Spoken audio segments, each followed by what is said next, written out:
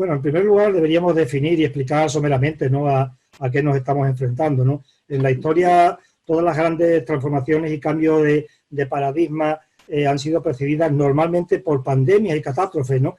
De hecho, en la primera revolución industrial, en el siglo XIX, la epidemia de cólera fue una tónica general, ¿no? Entonces parece que llevamos el mal de las epidemias y con ella todos los avances o los avances muy importantes que se han ido produciendo al albur de ellas, ¿no?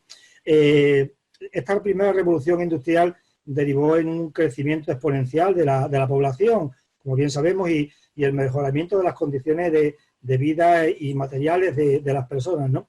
Comenzó con algo importante y era con la conectividad global, ¿no?, uniendo a territorios a través de los nuevos medios de transporte, ¿no?, como barcos, trenes y todo lo que conllevó el tema de la maquinaria de vapor a partir de esta revolución, ¿no? Esto es una tendencia que con cada nuevo desarrollo tecnológico se ha ido incrementando, permitiéndonos contar con un mundo hiperconectado y comunicado prácticamente en tiempo real a día de hoy. De hecho, durante los últimos 250 años, las 3 revoluciones industriales que hemos vivido han permitido uno de los mayores saltos económicos y sociales y tecnológicos en la historia de la humanidad. Sin embargo, estos procesos también han traído impactos negativos, obviamente, ¿no? Como por ejemplo, y es lo que nos trae hoy aquí sobre todo, ¿no?, el cambio climático, ¿no? También el aumento de riesgo de conflictos internacionales por el acceso a recursos estratégicos, como bien sabemos, y la creciente amenaza de epidemias y pandemias como la que ahora estamos sufriendo, ¿no? De hecho, desde el comienzo de la era industrial, hace estos 3 siglos que digo, el planeta ha sufrido ya 13 pandemias, lo que ha representado un incremento de un casi 200%, si lo comparamos con la era preindustrial, que ha costado ya la vida de más de 100 millones de personas, ¿no? Hoy nos vemos enfrentados a la pandemia del coronavirus, del COVID-19, en una realidad económica diferente, porque es una realidad económica interconectada, interdependiente y globalizada, por lo que el impacto de la enfermedad del COVID-19 supera el ámbito sanitario, afectando agresivamente a nuestras economías y sociedades en todos los rincones del mundo. Al tratarse de una enfermedad, además, que no tiene cura, por lo menos hasta la fecha, esta crisis sanitaria ha colocado a las principales economías del mundo en un grave problema. O sea, es la primera vez, y es inédito, que en la breve historia del capitalismo se ha quedado paralizado, se ha quedado congelado, se le ha puesto freno a las actividades productivas y logísticas, ¿no? Algo que sería impensable, obviamente, si no hubiera no hubiéramos entrado en este nivel de pandemia en la que casi nadie nos hemos podido mover. Por tanto, es importante las implicaciones que está teniendo la pandemia en la Revolución 4.0 y podemos seguir profundizando, ¿no?, que es la cuarta revolución industrial. El concepto de cuarta revolución industrial se acuñó en el 2016 por el presidente, por el fundador del Foro Económico Mundial, ¿no? Ya en su obra homónima por Klaus Schwab, ¿no? No sé si lo pronuncio bien. En su obra homónima ya nos daba una definición de cuarta revolución industrial, que era la que genera un mundo en el que los sistemas de fabricación, tanto virtuales como físicos, cooperan entre sí de una manera flexible a nivel global. Sin embargo, hay que tener en cuenta que no solo en sistemas inteligentes y conectados estamos hablando de la cuarta revolución industrial. Tenemos que hablar también, por ejemplo, de la secuencia, o sea, podemos ir desde la secuencia genética hasta la nanotecnología y podemos incluso hablar de la sinergia renovable y la computación cuántica, ¿no? O sea, la fusión de estas tecnologías y su interacción a través de los dominios físicos, digitales y biológicos es lo que hace que esta cuarta revolución industrial sea diferente a todo lo que conocemos hasta ahora. En cuanto a los inconvenientes, siempre hay inconvenientes absolutamente en todo. Los expertos no se ponen de acuerdo, pero bueno, hay una serie de pautas. Se habla, obviamente, y eso es indudable, de la vertiginosa velocidad de los cambios y la adaptación a los mismos, que nos está costando mucho trabajo. Sabemos, sobre todo a los que nos movemos en el mundo del derecho, que nos estamos volviendo locos, en el sentido no solamente figurado, ¿no? Porque legislar sobre algo que en 4 días, valga la expresión, se queda completamente obsoleto, pues es síntoma de una falta de seguridad jurídica enorme, sobre todo, además ya no de la falta de seguridad jurídica, sino de la posible implementación de nuevas técnicas o nuevas tecnologías, porque cuando queremos legislar una, ya ha aparecido otra. Por otro lado, tenemos los riesgos cibernéticos, ¿no?, que obligan a ampliar y a redoblar la ciberseguridad, ¿no? La alta dependencia de la tecnología. O sea, es que nos hace falta la tecnología para todo. Hoy, por ejemplo, estamos en este evento y si no fuera, obviamente, por las tecnologías, no podríamos hacerlo. Tenemos a Zoom, pero también tenemos, obviamente, las conexiones digitales. Bueno, por otro lado, tenemos la brecha digital que se está ocasionando con esta revolución, la falta de personal cualificado. En relación a esto último, además, bueno, es algo que siempre se trae a colación, ¿no? Que el profundo impacto de la revolución 4.0 sobre el empleo es uno de los grandes retos de esta cuarta revolución industrial, pero todos sabemos que en la tercera, en la segunda y en todas las revoluciones industriales siempre ha habido una problemática y más o menos más o menos miedo dependiendo de quién te diera la información, ¿no? Lo que sí es cierto que McKinsey en su informe global ya dijo que hasta 2030 se perderían casi 800 millones de trabajos como consecuencia de la robotización. Pero claro, esto por otro lado nos trae una contrapartida, ¿no? Y es la de las nuevas profesiones que al albur de todas estas nuevas tendencias se van a implantar, ¿no? Unas que ya se están poniendo en marcha en las grandes universidades y otras que se irán implantando, pues obviamente, según vayan apareciendo nuevas tecnologías que requieran de un aprendizaje más novedoso, ¿no? La industria 4.0 nació en Alemania sobre el 2011 y esa es conocida como la cuarta revolución industrial, aunque en realidad no son sinónimos. En primer lugar, hay varias razones por las que la transformación actual no representa una prolongación de la tercera revolución, sino que es la llegada de una revolución distinta. ¿Por qué? Porque, como decía antes, tiene una gran velocidad, tiene un gran alcance y el impacto en los sistemas es bestial. La velocidad de los avances actuales no tiene precedentes en la historia y está interfiriendo en todas las industrias de todos los países. Por tanto, ¿qué es la industria 4.0? El concepto de industria 4.0 fue manejado ya por el 2011 en la Feria de Hannover, en Alemania, en el Salón de la Tecnología Industrial, ¿no? Y en la misma feria, pero en el 2013, este concepto y sus implicaciones fue presentado ya por un grupo de expertos en industria e informática.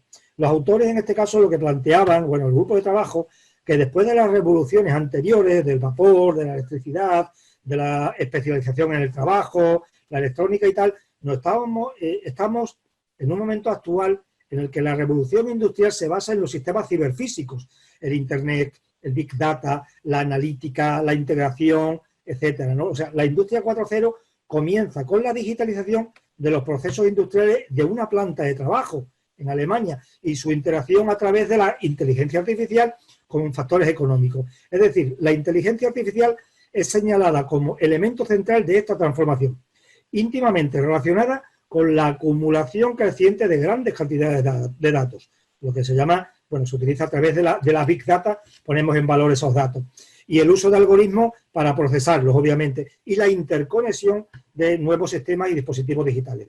Así que, desde esta perspectiva pragmática de los conceptos, cuarta revolución industrial e industria 4.0 tienden a significar lo mismo, es como si fuesen sinónimos. Desde lo académico, sin embargo, no es así. La cuarta revolución industrial se refiere a un fenómeno tecnológico, social, económico, político, cultural, que se ha venido gestando durante todas las revoluciones y que termina en esta revolución en la que nos encontramos.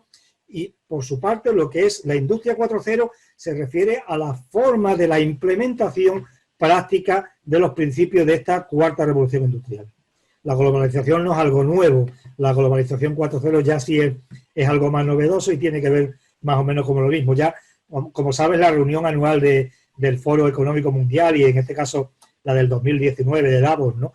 Como lema tuvo globalización 4.0, formando una nueva arquitectura en la era de la cuarta revolución industrial, con lo cual ya nos estaba adelantando el concepto como tal y nos estaba implicando en este nuevo cambio de paradigma. Podemos hablar obviamente de las otras tres revoluciones, de las otras tres globalizaciones modernas, ¿no? La globalización moderna 1.0, 2.0, 3.0, hasta la 4.0. Cada una de las anteriores podría decirse que siguen casi miméticamente cada una de las revoluciones industriales como tal. Tampoco es así exactamente, pero bueno, se podría tener en cuenta que se podrían unir para tener más claro los momentos y cada una de estas globalizaciones, ¿no? Lo que pretende la globalización 4.0 como tal, porque es importante. lo que pretende en realidad es una globalización más humana. O sea, partimos de la base de que hay una serie de globalizaciones que ya han sido anteriores, y bueno, estamos incluso dentro de una globalización, pero la 4.0 lo que pretende es globalizar de una forma más humana, o sea, que pongamos en el centro a las personas y genere un cambio en un modelo económico y social más sostenible. Muchas personas no han escuchado este término nunca, ¿no? O sea, han escuchado globalización, pero no globalización 4.0.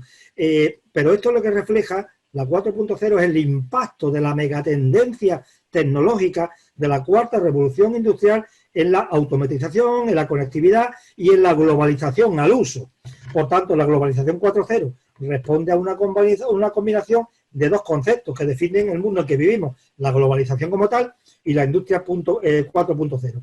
Por tanto, si la usamos como sinónimo, industria 4.0 y revolución industrial combina técnicas avanzadas de producción con tecnologías inteligentes.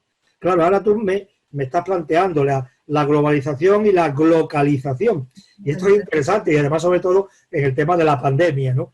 O sea, porque nos está trayendo a colación una problemática y es que parece que la globalización se ha acabado, ¿no? Yo obviamente no estoy de acuerdo con esto, pero sí es verdad que hay una serie de cambios, ¿no? O sea, la crisis del COVID-19 nos hará replantear, ¿no?, la globalización tal y como la conocemos, ¿eh? Hasta ahí yo creo que estamos de acuerdo, ¿no? Hasta ahora la forma más efectiva que encontraron las empresas de reducir costos y mantenerse competitivas era la de trasladar sus actividades productivas a países en los que tuviera unas ventajas económicas, tributarias y, bueno, y algún tipo de ventaja que hiciera que al final maximizaran beneficios, ¿no? Sin embargo, claro, esto también trajo consigo un número importante de efectos negativos, entre ellos el aumento, por ejemplo, de la huella de carbono, ¿no? O la retrocesión en la industrialización de determinados países que se preocuparon más mejor dicho, no se preocuparon de industrializar sus países porque estaban utilizando las industrias de otros, ¿no? Claro, ¿qué es lo que ha pasado? Que nos hemos encontrado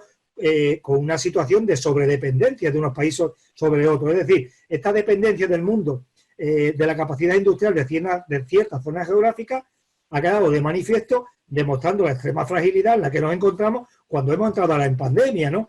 Y esto es sumamente arriesgado, ¿no? Porque el depender de la capacidad industrial de otras naciones, principalmente en insumos de la naturaleza de productos estratégicos, ¿no?, o como la salud, la industria productiva, el funcionamiento básico de la economía, esto obviamente trae un problema enorme como estamos viviendo actualmente, ¿no?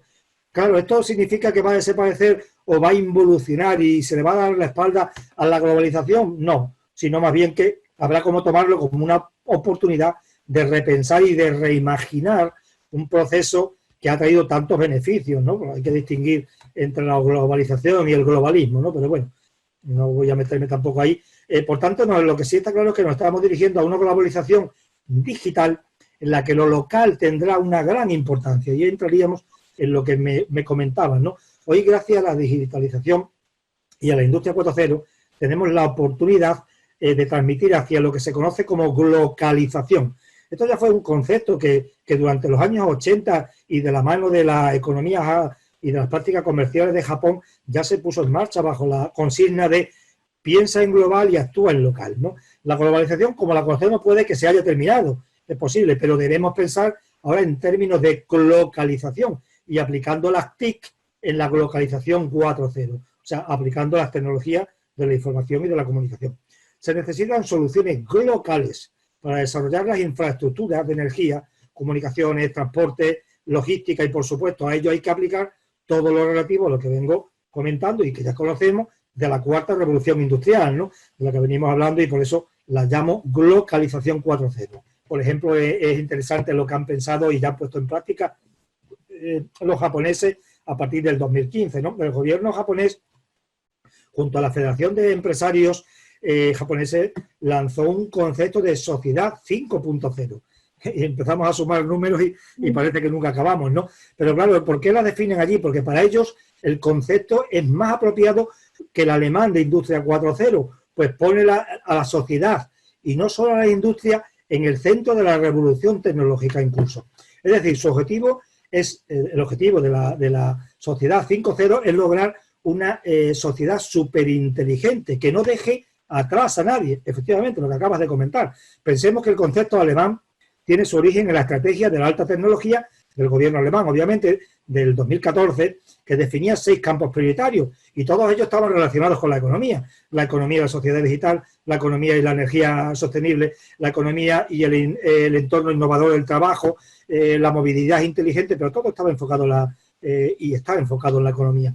La sociedad 5.0 japonesa se llama así porque sus proponentes consideran que había habido 4 tipos obviamente anteriores, ¿no? La sociedad 1.0 de caza y recolección, la 2 agrícola, la 3 industrial, bueno, hasta llegar a la 4, que es la de la información y el conocimiento, y la 5, de la que hablo, centrada en las personas. Han creado el concepto además para resolver sus propios problemas, pero además es que son los problemas de todos, o sea, el envejecimiento, la natalidad, la competitividad, y aprovechar por otro lado los avances tecnológicos para construir un país y un mundo que sea mejor. Además, Japón quiere exportar esto al mundo de tal forma que se favorezca el cumplimiento de los objetivos del desarrollo sostenible, ¿no? Por tanto, medio ambiente y 4.0, medio ambiente 4.0, obviamente. ¿Y cuáles son las tecnologías al servicio del planeta para el medio ambiente 4.0? Aquí nos encontramos en medio de una revolución tecnológica basada en la digitalización, la automatización y la conectividad. Y esto está impactando, como decimos, en todas las esferas de nuestra sociedad. Por tanto, el sector ambiental no iba a quedar ajeno a todo ello. Y hay una serie de herramientas que se pueden aplicar. Pues por supuesto. Además, hay que tener en cuenta, nos encontramos con el análisis de grandes datos. A través del Big Data permite recoger datos y analizarlos en tiempo para tomar decisiones inteligentes. El Internet de las cosas, el IoT en inglés, ¿no? El IoT en inglés se refiere a la interconexión de dispositivos digitales con Internet. La robótica y la robótica colaborativa, que son los nuevos robots industriales, los cuales trabajan de forma complementaria con los humanos y en algunos casos incluso de forma exclusiva. O sea, fíjate lo que estamos diciendo, la impresión en 3 dimensiones, la realidad virtual que se refiere a entornos u objetos que tienen apariencia real y que muchas empresas están utilizando ya para formar a los trabajadores, la realidad aumentada, los Smart Cities, por ejemplo, las ciudades inteligentes tienen una gran importancia, ¿no? Estas tecnologías se pueden emplear pues para la detección de fugas de agua, recogida de residuos, calidad del aire. De la misma manera, obviamente, la inteligencia artificial y el machine learning se diseñan programas, máquinas, etcétera, que presentan capacidades como las que tienen los seres humanos, ¿no? De forma similar, estas aplicaciones se aplican a la conservación de la fauna, la flora, el cuidado de los océanos, la agricultura, el control y reducción de las partículas contaminantes. O sea, obviamente, la importancia de la aplicación del medio ambiente 4.0 es muy importante. Tenemos también blockchain, por ejemplo, no podemos olvidarlo, ¿no? La criptografía avanzada y la inmutabilidad de blockchain permite un uso en el mercado de las criptomonedas y hace que cada vez sea más popular, por ejemplo, la finanza a través del fintech y del DeFi, que está obviamente empujando más por esa descentralización de las finanzas, o sea, es un paso más allá del fintech, la identidad digital, obviamente, y como no, por supuesto, el sector medioambiental, ¿no? Dentro del blockchain, ¿no? Usada además de forma correcta su aplicación para generar soluciones descentralizadas o el empoderamiento de comunidades es abrumador. De hecho, estas condiciones resultan idóneas para lograr un cambio positivo en el medio ambiente. Hay un informe de la consultora PwC sobre la aplicación de esta tecnología al blockchain sobre el planeta, ¿no? Por ejemplo, para analizar de manera óptima la cadena de suministro, gestionar recursos de manera descentralizada, habilitar nuevas fuentes de financiamiento, transformar los mercados de carbono y otros mercados ambientales, mejorar la transparencia y la trazabilidad, que además para eso blockchain es excepcional, contra la lucha del cambio climático, reducción de costes en las transacciones, etcétera. O sea, es impresionante todo lo que se puede hacer en este aspecto que estamos comentando. Un tema interesante, la criptomoneda como tal. Además, bueno, me gustaría hacer una breve reseña de una apuesta española en relación con el cripto y el ambiente, ¿no? Se han detectado unas oportunidades en el mercado. Hay una serie de personas de varias empresas que han detectado una oportunidad en el mercado para crear una criptomoneda que pueda acercar la lucha contra el cambio climático a todos los ciudadanos y empresas. Actualmente, la manera de frenar el cambio climático, una de las maneras es confiar en los gobiernos. Obviamente, no vamos a poner calificativos. Apoyar a las ONG o frenar levemente también las emisiones mediante acciones individuales, ¿no? Como usar el transporte público, consumir menos energía, bueno. Ahora, necesitamos de mecanismos para que las empresas sostenibles tengan ventajas sobre las empresas que contaminan, que se financien de alguna manera para ser más rentables. Y este grupo de españoles ha creado una moneda que es la Climatecoin, que por supuesto se encuentra amparada bajo la tecnología blockchain, ¿no? Y está diseñada para luchar contra el cambio climático. El Climatecoin es como un Bitcoin del cambio climático, ¿no? Suele parecer un concepto complicado, obviamente, ¿no? Sin embargo, es más sencillo de lo que parece. Es decir, por un lado, estamos permitiendo que cualquier ciudadano pueda comprar créditos de carbono procedentes de proyectos ecológicos y de esta manera compensar las emisiones para frenar el cambio climático. Y la otra función, una segunda función importante, es la de poder invertir en ese activo digital, me refiero. Los tokens de CO2 son suministrados mediante una smart contract, o sea, un contrato inteligente que está montado obviamente sobre una blockchain pública.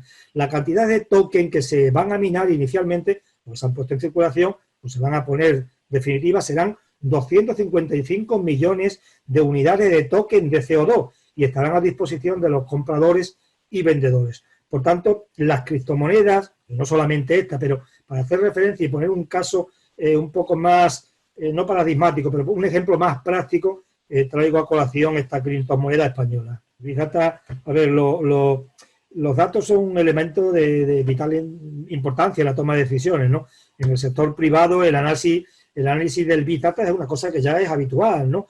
Y además es algo que lo estamos oyendo nombrar todos los días, ¿no? Las nuevas fuentes de datos como los datos satelitales, las nuevas tecnologías, los nuevos enfoques analíticos, si se aplican de una manera responsable, ¿no? Pues pueden permitir una toma de decisiones más ágil, ¿no? Más eficiente y basada, por supuesto, en la evidencia, y pueden ayudarnos a medir mejor el ingreso, el progreso hacia los objetivos del desarrollo sostenible, ¿no? O sea, alcanzar los 2 ODS, sabemos que no es una tarea sencilla. Está rodeada de desafíos y requiere la implicación de múltiples actores. Sin embargo, uno de los mayores obstáculos es la falta de datos, y de datos precisos y detallados para la elaboración de políticas de desarrollo sostenible a nivel mundial, pero regional también y local. Son muchos los gobiernos que no tienen, que no manejan datos de calidad sobre su población, ¿no? Una situación que además se acentúa en los países más vulnerables. Allí cada vez se antoja más complicado alcanzar los objetivos de pobreza y hambre en la próxima década, ¿no? Por tanto, el análisis de los grandes datos y el conjunto de datos es importantísimo, porque pueden sacar a la luz la disparidad de permanencia, mejor dicho, o sea, quiero decir, pueden sacar a la luz la disparidad de datos y de información que permanecía oculta, y puede potenciar, por supuesto, la colaboración entre el sector público y el sector privado con objetivos de desarrollo, o pueden contribuir, por ejemplo, a que los procesos y el reparto de recursos sean más eficientes. Hay un plan de la ONU, que seguramente conocerás, que es el Global Pulse, no sé si lo pronuncio bien, que es una plataforma con la que se pretende explorar oportunidades, ¿no? Allí donde los datos se encuentren con el desarrollo sostenible. Por ejemplo, hay un proyecto que se puso en marcha, de los varios que hay ya en marcha, que exploraba los algoritmos mediante algoritmos de inteligencia artificial, analizando el lenguaje natural que se escuchaba en la radio de Uganda. Es decir, se hacía un uso intensivo del Big Data para detectar problemas de salud pública de forma prematura y poder anticiparse a ello. Según los resultados preliminares que se tenían, a finales de año mostraron una correlación clara entre los mensajes que transmitían a nivel local y los indicadores de salud pública de la OMS. Es decir, dejar que una IA, que una inteligencia artificial escuche de forma conjunta todas las emisoras de radio, podría servir de sistema de detección temprana de brotes epidémicos o emergencias sanitarias. Por tanto, obviamente, además, inteligencia artificial, que lo hablaremos supongo ahora, y Big Data, el Big Data es la gasolina, ¿no?, de la inteligencia artificial, ¿no? La inteligencia artificial, ¿no?, al hablar de Big Data, es que ya digo, ¿no? Los datos son la gasolina de la inteligencia artificial, ¿no? Y además en el caso de aquí nos ocupa como clave para la preservación del medio ambiente y de la industria, por ejemplo, forestal, ¿no? La IA puede definirse, aunque no hay un consenso, como la combinación de algoritmos para crear máquinas con las mismas capacidades que el ser humano. O sea, la inteligencia artificial lo que intenta hacer es que los equipos informáticos piensen y actúen como personas.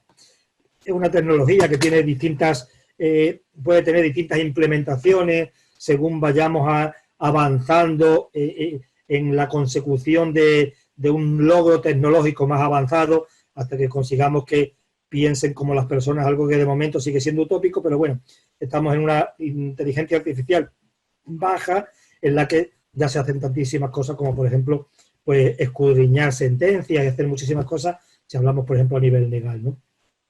Por tanto, es una tecnología que ya se encuentra completamente integrada en esta era digital y presenta un abanico de oportunidades importantes, ¿no? Ayudando en la actualidad en la preservación del medio ambiente. Y aquí, obviamente, como digo, los datos son claves, ¿no?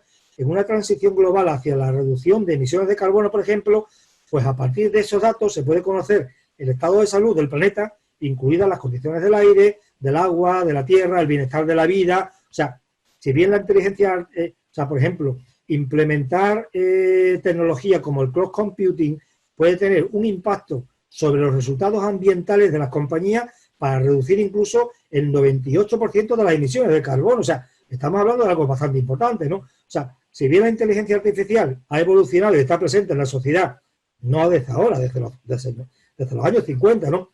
Actualmente hay cuando menos 6 factores tecnológicos que facilitan el uso de la inteligencia artificial.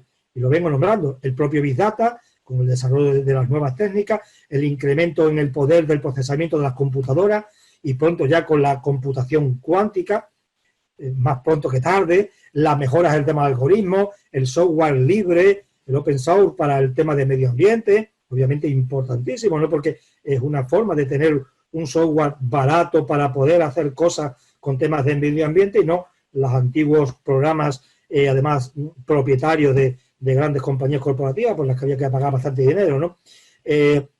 Por supuesto también las redes sociales, mayor conectividad entre las personas, o sea, todo esto está haciendo que la inteligencia artificial tenga una convergencia de tal importancia que esté presente cada vez más en actividades que desarrollamos diariamente. Es que no nos damos ni cuenta siquiera. O sea, en los próximos años se utilizará tan masivamente la inteligencia artificial que la vamos a ver, como ya hemos escuchado muchas veces, en los vehículos autónomos, en los robots que realizan tareas domésticas, por ejemplo, pero también habrá robots socioambientales que comenzarán a realizar tareas ambientales que no resultan, por ejemplo, actualmente atractivas porque son riesgosas, como el monitoreo, por ejemplo, de agua, de muestras de agua, suelo, aire, en zonas remotas, ¿no? Que es imposible en muchas ocasiones poderse plantar allí, ¿no?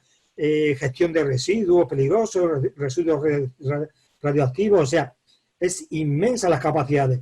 Y claro, hablando de inteligencia artificial, se nos puede venir, porque además puede surgir alguna pregunta, las posibles problemáticas que conlleva, ¿no? Y efectivamente hay muchas, y casi siempre, o casi todas las que yo escucho y leo normalmente por ahí, se refieren a la problemática ética, ¿no? Y obviamente está ahí, es importante, ¿no? Y de hecho en la Unión Europea, ¿no? Se intenta legislar, que todavía no hay legislación, porque no tenemos legislación a nivel mundial como tal sobre inteligencia artificial, pero ni inteligencia artificial, ni smart contracts, ni blockchain. Bueno, en realidad, por eso decía al principio que estamos en pañales en una era digital en la que ya tenemos tantas cosas encima sobre las que no tenemos legislación.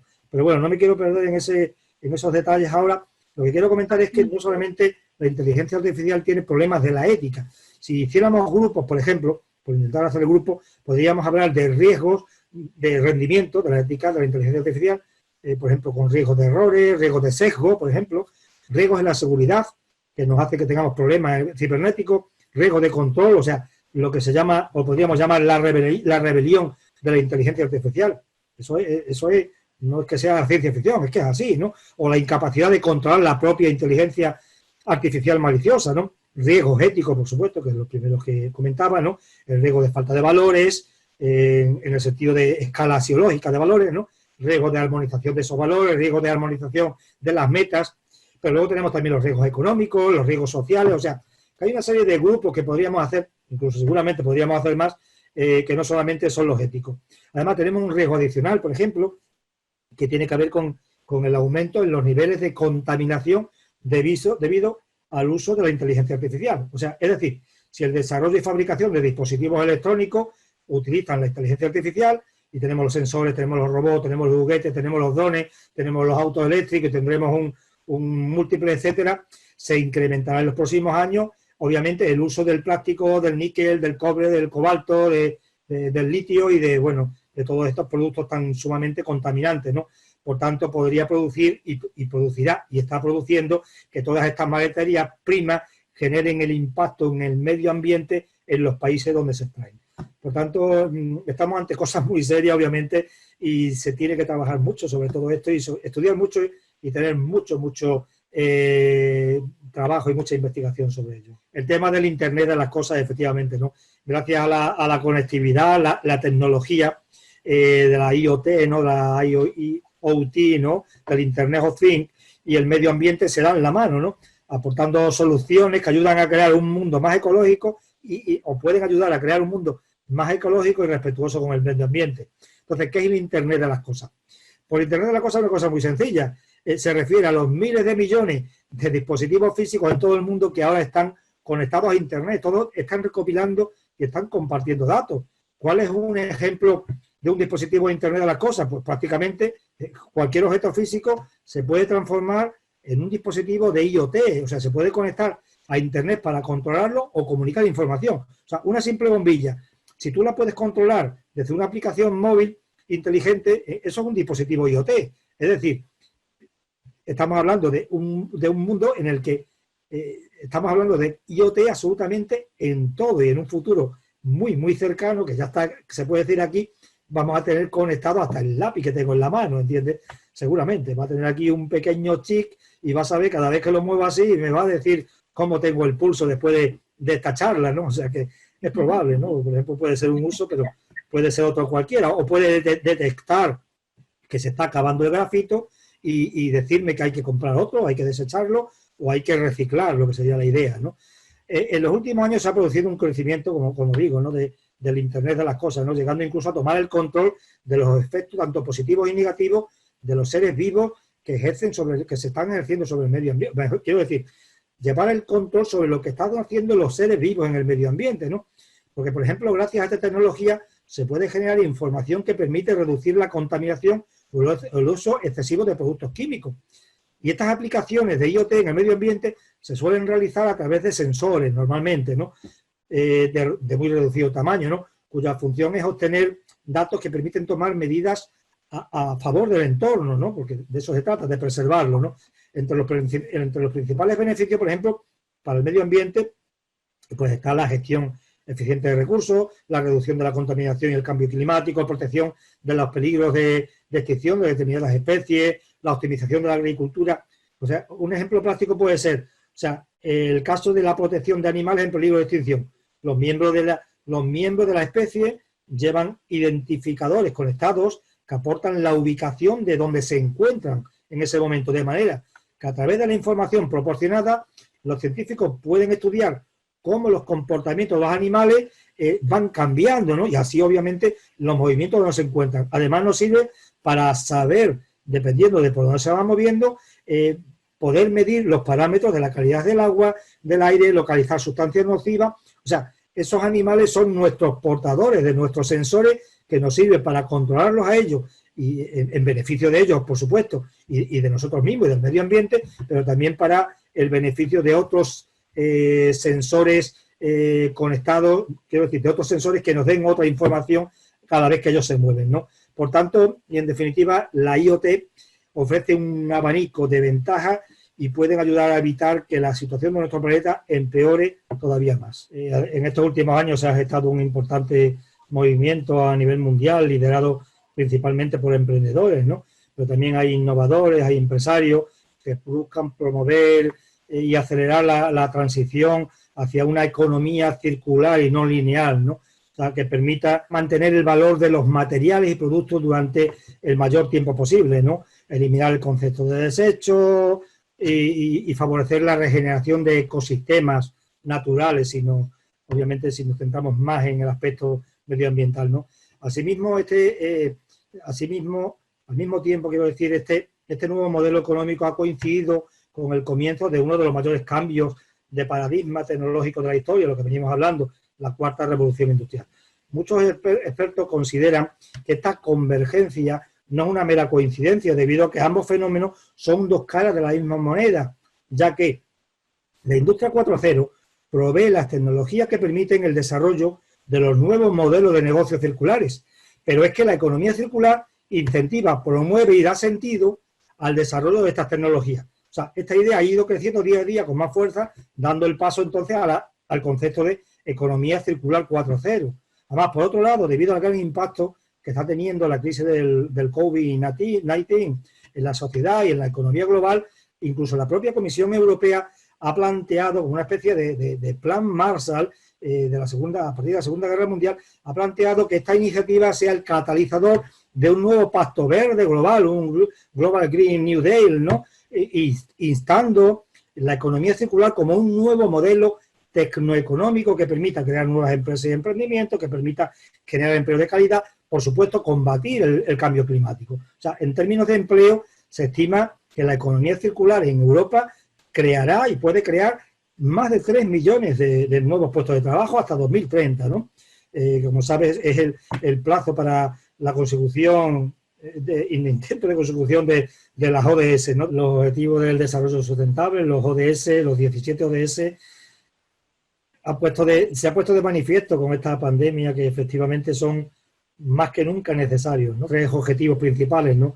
Erradicación de pobreza, combatir desigualdad, solucionar el cambio climático, son seguramente de los más importantes, aunque todos están interrelacionados, ¿no?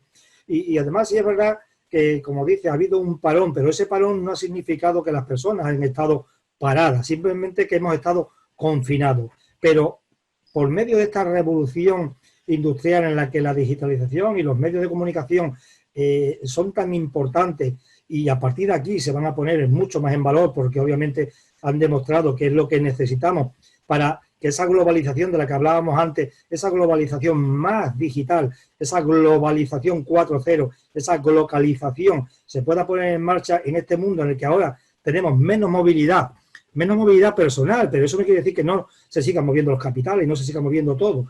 Simplemente nosotros estamos un poco más confinados. Yo vuelvo a estar aquí donde estoy ahora otra vez confinado y ya veremos los kilos que pongo. Pero efectivamente es así, las personas han seguido activas. Casi todos hemos estado activos utilizando estas nuevas tecnologías para transmitir, para formar, para cada uno dentro de sus especialidades, sus intereses personales, sus ONG donde participen, en las empresas donde están, para todo el mundo seguir aportando a la sociedad, porque tenemos que seguir aportando a la sociedad como mínimo parte de lo que la sociedad nos ha aportado a nosotros. Por tanto, no podemos estar metidos en la cama, literalmente, no se trata de decirlo literalmente, pero bueno, de una manera de no moverse, diciendo, mire usted, es que como estamos en una situación de lockdown en la que no podemos movernos, pues nada, me quedo aquí esperando a que saquen una vacuna y no hacemos absolutamente nada. No. Los objetivos de desarrollo sustentable, el planeta, nosotros mismos, nuestra economía, nuestra sanidad y todo, depende de que sigamos en movimiento. Los objetivos, como bien has dicho, son la base de la llamada Agenda 2030 aprobada por las Naciones Unidas en 2015 y son un total de 17 ODS que abarcan desde la eliminación de la pobreza, el hambre, hasta combatir el cambio climático, ¿no? La igualdad de la mujer, el diseño de nuestras ciudades, etcétera, ¿no? Son las 17 metas para cambiar el mundo que suscribieron casi 200 países. Como no podía ser de otra manera, la digitalización juega un papel clave para la consecución de estos objetivos. Si la transformación digital es la palanca que mueve la economía y la sociedad del siglo XXI, también lo es a la hora de afrontar cualquier reto, máxime con uno con tanto consenso como lo de los 17 ODS, que como has dicho son 197 países, ¿no? Pero ¿en qué pueden ayudar concretamente las tecnologías a construir un mundo menos pobre, menos injusto y más amigable con la naturaleza? Podríamos repasar uno a uno los 17 objetivos si quisiera, pero podemos centrarnos, por ejemplo, a título de ejemplo, en el 7, ¿no? si no recuerdo mal, es el de innovación e infraestructura, ¿no? Y es que la infraestructura y los servicios de las TIC, ¿no?, de las tecnologías de información y comunicación eficientes, asequibles, permiten a los países participar en la economía digital y aumentar el bienestar económico y generar competitividad.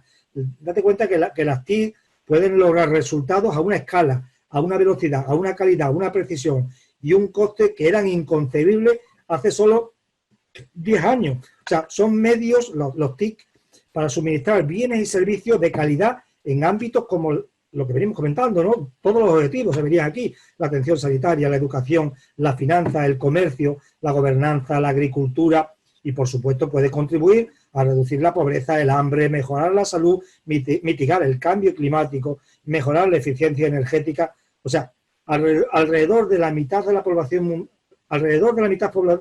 mundial no está utilizando Internet actualmente. Por tanto, la inclusión digital es de primera necesidad si queremos, obviamente, que podamos seguir prosperando no solamente en la consecución de los objetivos, sino en la consecución de los objetivos que tienen como objetivo, lo valga la redundancia, una serie de poblaciones que se encuentran en situaciones más precarias que las que nos podamos encontrar nosotros. En definitiva, países del tercer mundo, sobre todo, ¿no?